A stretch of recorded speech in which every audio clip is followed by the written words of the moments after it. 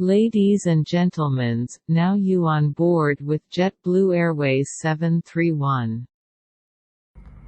Assalamualaikum and hi, my name is Nurul Diyana Binti Shakimi, my matric number 264973. So today I'm going to share with you the summary of case study JetBlue and the new revenue recognition standard. Okay, JetBlue Airways Corporation is an American passenger company that based in New York, provided air transportation service across the United States, the Caribbean and Latin America. JetBlue entered into several contracts with the customer, with the main activity being travel from one location to another location. There are three types of good or service that include in revenue transaction with single passenger. The first one is flight transaction. The flight transaction, the revenue is recognized either the transaction is provided or after the ticket or the customer credit expired. So what is mean by customer credit expired?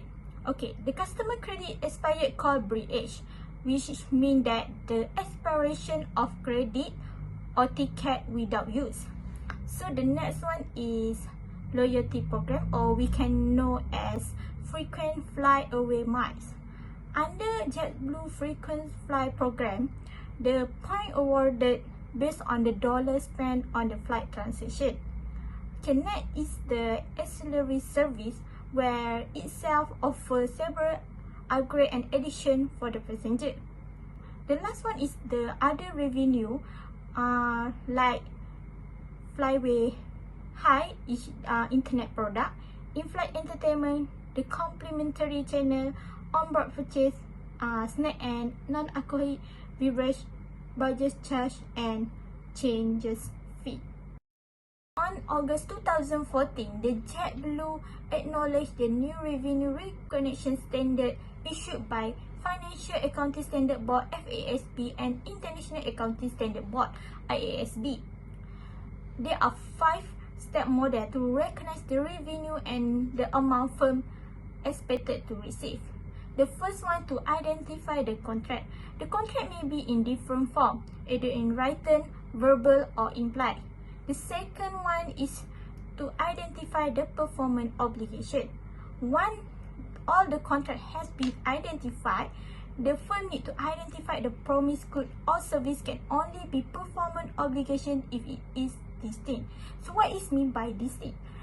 The promised good or service need to fulfill these two conditions, capable in being distinct and distinct within the context of contract.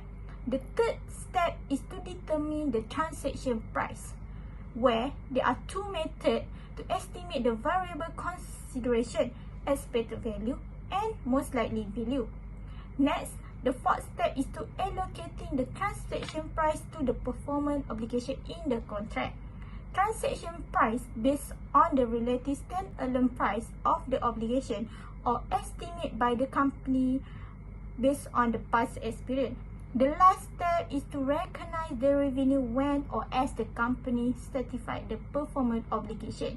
If the obligation certified over time, either the input or output method should be used to measure the progress.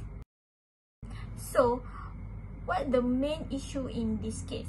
The main issue is thus the new revenue recognition standard provide more decision usefulness to the stakeholder compared to USAGAP. There are several underlying issues that contribute to this issue. The first one is the prior accounting treatment on the revenue and the different changes of revenue recognition and the prior accounting treatment. The third one is the potential impact of the changes on the pattern of revenue recognition.